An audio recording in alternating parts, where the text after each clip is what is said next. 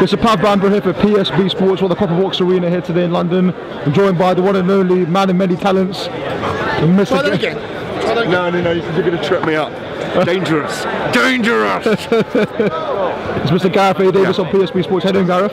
I'm very well, thank you. It's been a long, sweaty night. Has been indeed, obviously. On the radio and on the Telegraph newspaper. Working away both jobs at the same time, weren't you there? On Talk Sport, had the Telegraph going. Like head to head, baby. Man of many talents, but I'll get straight into it anyway. So obviously I know you wasted a minute of your 2 minutes already, so you've got a minute left. 36 seconds. So obviously I know you were out in Vegas for Conor McGregor against KHABIB-MCGREGOR. The fracas after the fight. Tell me your thoughts. Analyse it all for me. Well, I think it was down to KHABIB-MCGREGOR. I think those guys wanted to get a bit of revenge on Conor McGregor, but he probably overstepped. Well, he did overstep the mark in the build-up. You know, I think race, religion, politics don't really have a place genuinely in the build-up to fight events, and I think fighters always realise later on that they overstep the mark when they do that. It wasn't good what happened. It always makes you feel a bit sick, but we know what happens when there's controversy around fights. They just get bigger the next time.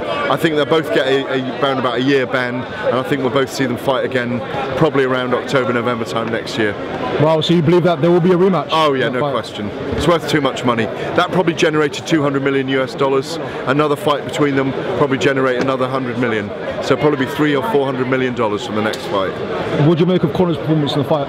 I thought his timing was off. I thought it showed he was 2 years away. The style of Khabib didn't suit him.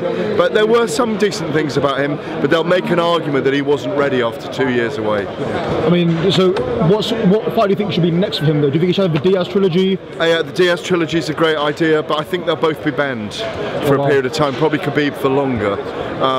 But yeah, the Nate Diaz trilogy is out there. The boxing match with Paulie Malignaggi's out there, that'll sell. The fight, Tony Ferguson he could fight with. Yeah, so there's lots of options out there. And obviously I want to get your thoughts on Tyson Fury against Deontay Wilder. Obviously I was recently announced December 1st in LA. Give me your thoughts on that fight.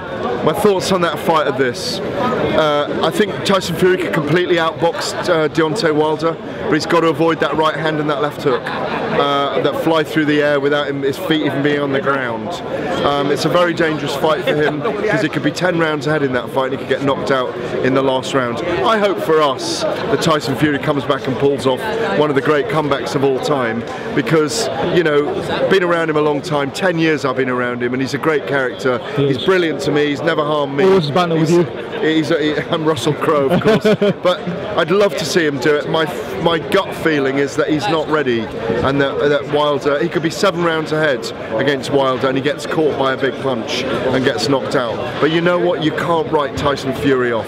So I kind of veer in my head towards Wilder hurting him in the fight and maybe stopping him, but I wouldn't be surprised if he outboxed him either. But I wished he'd had a couple more fights in the build-up.